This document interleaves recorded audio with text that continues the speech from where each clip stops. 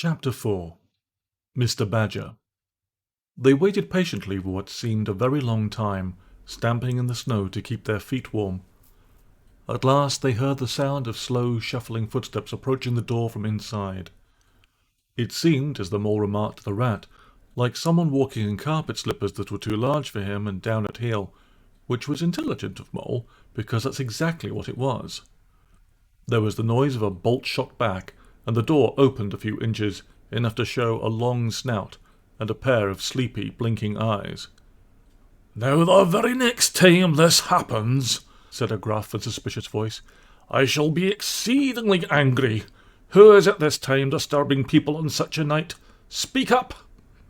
"Oh, Badger," cried the rat, "let us in, please. It's me, Rat, my friend Mole, and we've lost our way in the snow." "What? Ratty, my dear little man," exclaimed the Badger in quite a different voice, "come along in, both of you at once. Why, you must be perished. Well, I never lost in the snow, and in the wild wood too, and at this time of night. But come in with you." The two animals tumbled over each other in their eagerness to get inside, and heard the door shut behind them with great joy and relief. The Badger, who wore a long dressing gown, and whose slippers were indeed very down at heel, carried a flat candlestick in his paw, and had probably been on his way to bed when their summons sounded. He looked kindly down on them, and patted both their heads. "This is not the sort of night for small animals to be out. I'm afraid you've been up to some of your pranks again, Ratty. But come along, come into the kitchen. There's a first-rate fire there and supper and everything." He shuffled on in front of them, carrying the light, and they followed him, nudging each other in an anticipating sort of way, along a down, gloomy, and, to tell the truth, decidedly shabby passage, into a sort of central hall, out of which they could dimly see other long tunnel-like passages branching, passages mysterious and without apparent end. But there were doors in the hall as well, stout, oaken, comfortable-looking doors. One of these the Badger flung open, and at once they found themselves in all the glow and warmth of a large fire-lit kitchen. The floor was well-worn red brick, and on the wide hearth burnt a fire of logs, between two attractive chimney corners tucked away in the wall, well out of any suspicion of draught. A couple of high-backed settles, facing each other on either side of the fire, gave further sitting accommodations for the sociably disposed. In the middle of the room stood a long table of plain boards placed on trestles, with benches down each side. At one end of it, where an armchair stood pushed back, were spread the remains of the Badger's plain but ample supper.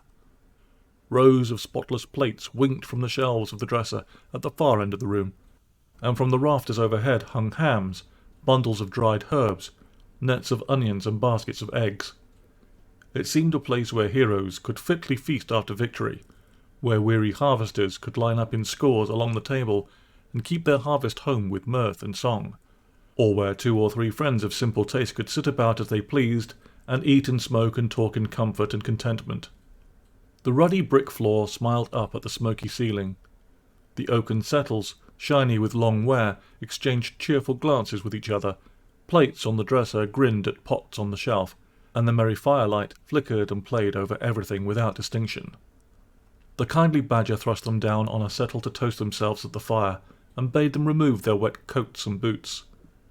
Then he fetched them dressing gowns and slippers, and himself bathed the Mole's shin with warm water and mended the cut with sticking plaster, till the whole thing was just as good as new, if not better. In the embracing light and warmth, warm and dry at last, with weary legs propped in front of them, and a suggestive clink of plates being arranged on the table behind it, it seemed to the storm-driven animals, now in safe anchorage, that the cold and trackless wild wood just left outside was miles and miles away, and all that they had suffered in it, in a half-forgotten dream. When at last they were thoroughly toasted, the Badger summoned them to the table, where he had been busy laying a repast. They had felt pretty hungry before, but when they actually saw at last the supper that was spread for them, really it seemed only a question of what they should attack first, where all was so attractive, and whether the other things would obligingly wait for them till they had time to give them attention. Conversation was impossible for a long time, and when it slowly resumed, it was that regrettable sort of conversation that results from talking with your mouth full. The Badger did not mind that sort of thing at all, nor did he take any notice of elbows on the table, or everybody speaking at once. As he did not go into society himself, He had got an idea that these things belonged to the things that didn't really matter. We know, of course, that he was wrong and took a narrow view, because they do matter very much, though it would take too long to explain why. He sat in his armchair at the head of the table and nodded gravely at intervals as the animals told their story, and he did not seem surprised or shocked at anything, and never said, "I told you so," or "just what I've always said," or remarked that they ought to have done so-and-so, or not to have done something else. The mole began to feel very friendly towards him. When supper was really finished at last, and each animal felt that his skin was now as tight as was decently safe, and that by this time he didn't care a hang for anybody or anything, they gathered round the glowing embers of the great wood fire, and thought how jolly it was to be sitting up so late, and so independent, and so full. And after they had chatted for a time about things in general, the Badger said heartily, "Now then, tell us the news from your part of the world. How's old Toad going on?" "Oh, from bad to worse," said the Rat gravely, while the Mole, cocked up on a settle and basking in the firelight, his heels higher than his head, tried to look properly mournful. "Another mash-up only last week, and a bad one. You see, he will insist on driving himself, and he's hopelessly incapable. If he'd only employ a decent, steady, well-trained animal, pay him good wages, and leave everything to him, he'd get on all right, but no. He's convinced he's a heaven-born driver, and nobody can teach him anything, and all the rest follows." "How many has he had?" inquired the Badger gloomily. "Smashes or machines?" asked the Rat. "Oh, well, after all, it's the same thing with Toad. This is the 7th. As for the others, you know that coach house of his? Well, it's piled up, literally piled up to the roof with fragments of motor cars, none of them bigger than your hat. That accounts for the other 6, so far as they can be accounted for." "He's been in hospital 3 times, put in the Mole. "And as for the fines he's had to pay, it's simply awful to think of." "Yes, and that's part of the trouble," continued the Rat. "Toad's rich, we all know, but he's not a millionaire, and he's a hopelessly bad driver, and quite regardless of law and order. Killed or ruined, it's got to be one of the two things sooner or later. Badger, we're his friends, oughtn't we to do something?" The Badger went through a bit of hard thinking. "Now look here," he said at last, rather severely. "Of course you know I can't do anything now." His two friends assented, quite understanding his point. No animal, according to the rules of animal etiquette, is ever expected to do anything strenuous or heroic or even moderately active during the off-season of winter. All are sleepy, some actually asleep. All are weather-bound, more or less, and all are resting from arduous days and nights during which every muscle in them has been severely tested, and every energy kept at full stretch. "Very well, then," continued the Badger. "But once the year has really turned, and the nights are shorter, and halfway through them one rouses and feels fidgety and wanting to be up and doing by sunrise, if not before, you know—" Both animals nodded gravely. They knew. "Well then," went on the Badger, "we, that is, you and me and our friend the Mole here, we'll take the Toad seriously in hand. We'll stand no nonsense whatever. We'll bring him back to reason, by force if need be. We'll make him be a sensible Toad." "Well, you're a sleep rat." "Not me," said the Rat, waking up with a jerk. "He's been sleeping 2 or 3 times since supper," said the Mole, laughing. He himself was feeling quite wakeful and even lively, though he didn't know why. The reason was, of course, that he being naturally an underground animal by birth and breeding, the situation of Badger's house exactly suited him and made him feel at home, while the Rat, who slept every night in a bedroom, the windows of which opened on a breezy river, naturally felt the atmosphere still and oppressive.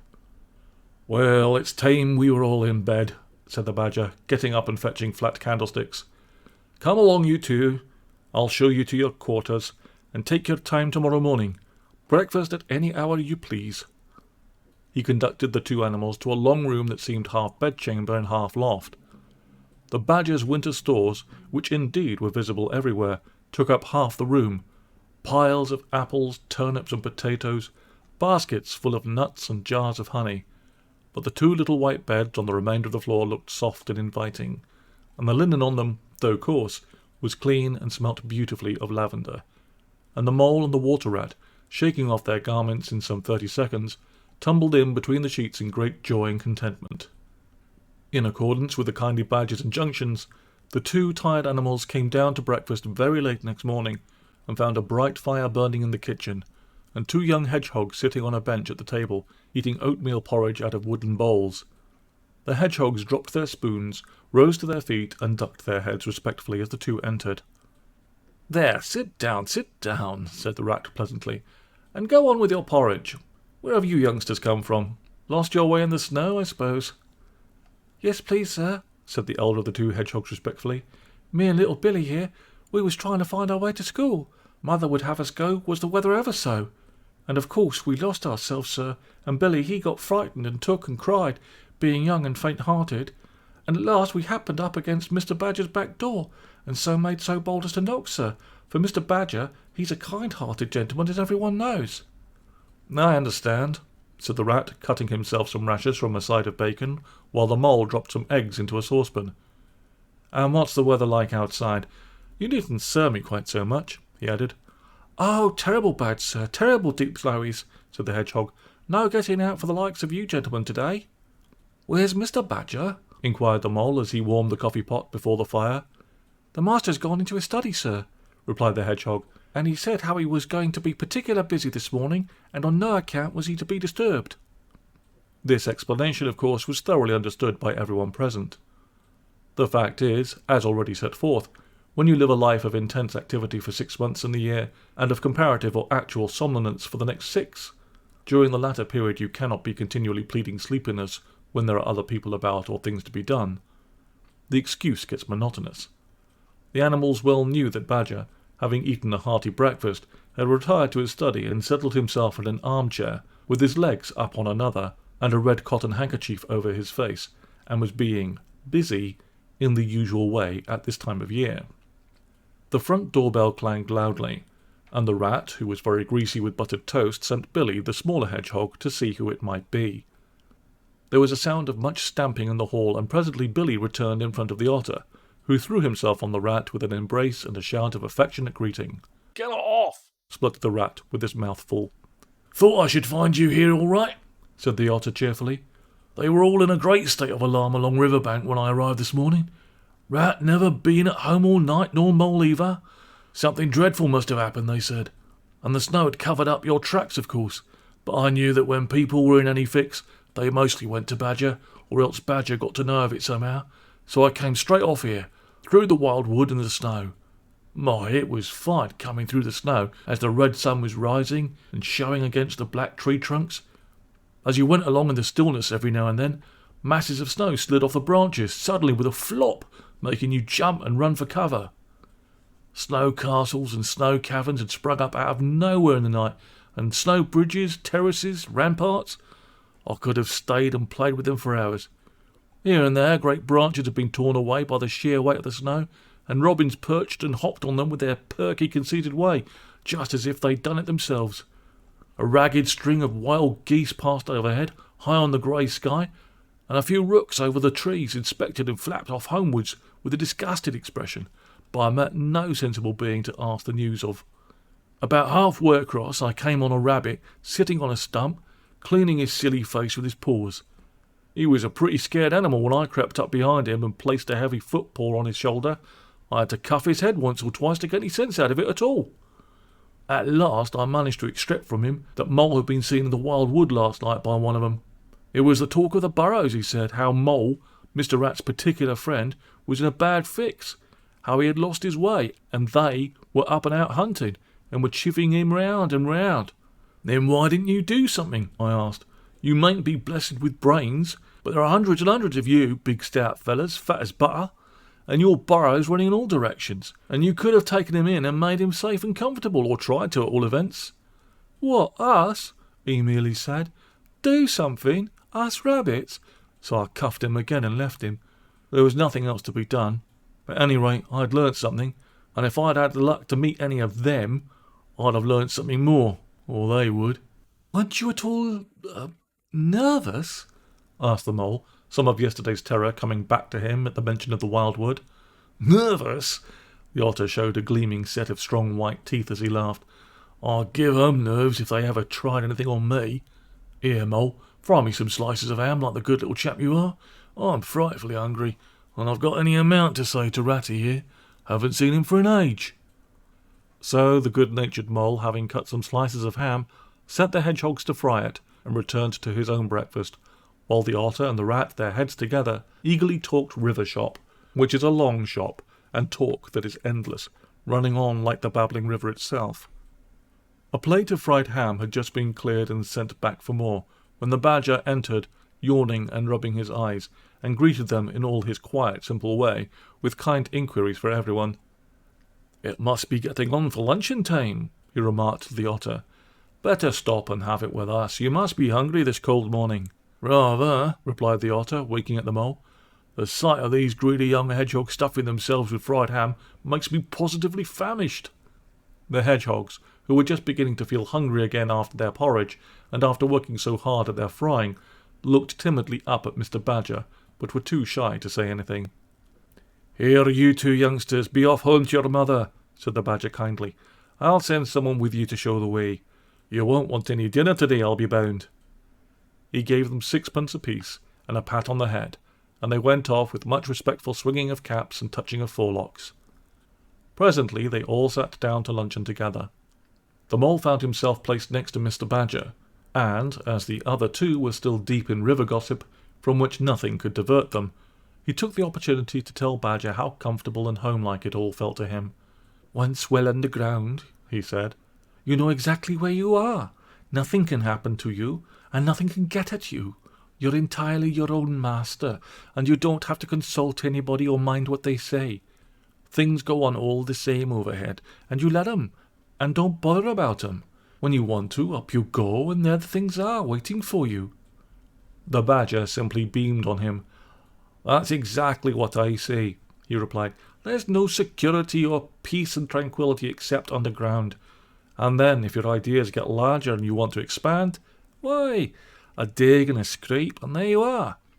If you feel your house is a bit too big, you stop up a hole or two, and there you are again.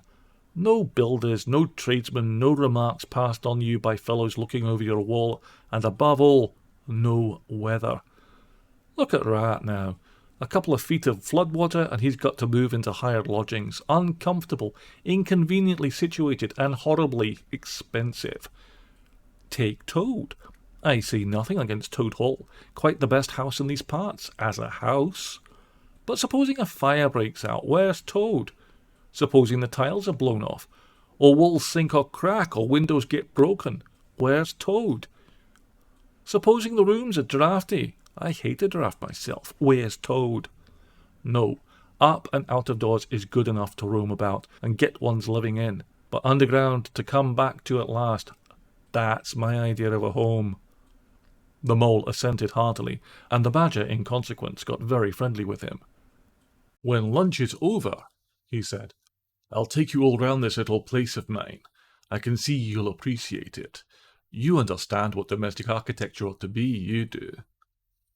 After luncheon, accordingly, when the other two had settled themselves into a chimney corner and had started a heated argument on the subject of eels, the Badger lighted a lantern and bade the Mole follow him. Crossing the hall, they passed down one of the principal tunnels, and the wavering light of the lantern gave glimpses on either side of rooms both large and small. Some mere cupboards, others nearly as broad and imposing as Toad's dining hall. A narrow passage at right angles led them into another corridor, and here the same thing was repeated. The Mole was staggered at the size, the extent, the ramifications of it all, at the length of the dim passages, the solid vaultings of the crammed store chambers, the masonry everywhere, the pillars, the arches, the pavements. "How on earth, Badger," he said at last, "did you ever find time and strength to do all this? It's astonishing." "It would be astonishing indeed," said the Badger simply, "if I had done it. But as a matter of fact, I did none of it, only cleaned out the passages and chambers, as far as I had need of them. There's lots more of it, all round about. I see you don't understand, and I must explain it to you. Well, very long ago, on the spot where the wild wood waves now, before ever it planted itself and grown up into what it now is, there was a city of people, you know. Here, where we are standing, they lived and walked and talked and slept, and carried on their business. Here they stabled their horses and feasted. From here they rode out to fight or drove out to trade. They were a powerful people, and rich, and great builders. They built to last, for they thought their city would last forever. But what became of them all? Asked the Mole. Who can tell? Said the Badger. People come, they stay for a while, they flourish, they build, and they go. It is their way. But we remain. There were badgers here, I've been told, long before that same city ever came to be. And now there are badgers here again. We are an enduring lot, and we may move out for a time, but we wait, and are patient, and back we come. And so it will ever be. Well, and when they went at last, those people? Said the Mole. When they went, continued the Badger, the strong winds and persistent rains took the matter in hand, patiently, ceaselessly, year after year. Perhaps we badgers too, in our small way, helped a little. Who knows? It was all down, down, down, gradually, ruin and levelling and disappearance. Then it was all up, up, up, gradually as seeds grew to saplings, and saplings to forest trees, and bramble and fern came creeping in to help. Leaf mould rose and obliterated streams in their winter freshets. Streams in their winter freshets brought sand and soil to clog and to cover, and in course of time our home was ready for us again, and we moved in. Up above us on the surface the same thing happened. Animals arrived, liked the look of the place, took up their quarters, settled down, spread and flourished. They didn't bother themselves about the past, they never do, they're too busy. The place was a bit humpy and hillocky naturally, and full of holes, but that was rather an advantage, and they don't bother about the future either. The future, when perhaps the people will move in again for a time, as may very well be. The Wild Wood is pretty well populated by now, with all the usual lot, good, bad and indifferent. I name no names. It takes all sorts to make a world, but I fancy you know something about them yourself by this time. I do indeed, said the Mole with a slight shiver. Well, well, said the Badger, patting him on the shoulder. It was your first experience of them, you see. They're not so bad, really, and we must all live and let live. But I'll pass the word round tomorrow, and I think you'll have no further trouble. Any friend of mine walks where he likes in this country, or I'll know the reason why. When they got back to the kitchen again, they found the Rat walking up and down, very restless. The underground atmosphere was oppressing him and getting on his nerves, and he seemed really to be afraid that the river would run away if he wasn't there to look after it. So he had his overcoat on, and his pistols thrust into his belt again. "Come along, Mole," he said anxiously as soon as he caught sight of them. "We must get off while it's daylight. Don't want to spend another night in the Wild Wood again." "You'll be all right, my fine fellow," said the Otter. "I'm coming along with you, and I know every path blindfold, and if there's a head that needs to be punched, you can confidently rely upon me to punch it." "You really needn't fret, Ratty," added the Badger placidly. "My passages run further than you think, and I've put bolt holes on the edge of the wood in several directions, though I don't care for everybody to know about them. When you really have to go, you shall leave by one of my shortcuts. Meantime, make yourself easy and sit down again." The Rat was nevertheless still anxious to be off and attend to his river, so the Badger, taking up his lantern again, led the way along a damp and airless tunnel that wound and dipped, part vaulted, part hewn through solid rock, for a weary distance that seemed to be miles. At last daylight began to show itself confusedly through tangled growth overhanging the mouth of the passage, and the Badger, bidding them a hasty goodbye, pushed them hurriedly through the opening, made everything look as natural as possible again with creepers, brushwood, and dead leaves, and retreated. They found themselves standing on the very edge of the Wild Wood, rocks and brambles and tree roots behind them, confusedly heaped and tangled. In front, a great space of quiet fields hemmed by lines of hedges black on the snow, and far ahead, a glint of the familiar old river, while the wintry sun hung red and low on the horizon. The Otter, as knowing all the paths, took charge of the party, and they trailed out on a bee-line for a distant stile.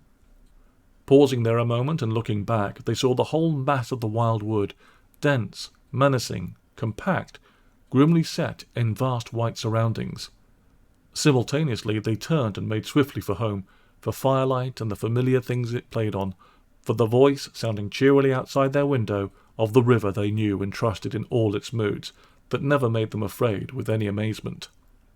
As he hurried along, eagerly anticipating the moment when he would be at home again amongst the things he knew and liked, the mole saw clearly that he was an animal of tilled field and hedgerow, linked to the ploughed furrow, the frequent pasture, the lane of evening lingerings, the cultivated garden plot. For others, the asperities, the stubborn endurance, or the clash of actual conflict that went with nature in the rough. He must be wise, must keep to the pleasant places in which his lines were laid, and which held enough adventure in their way to last a lifetime.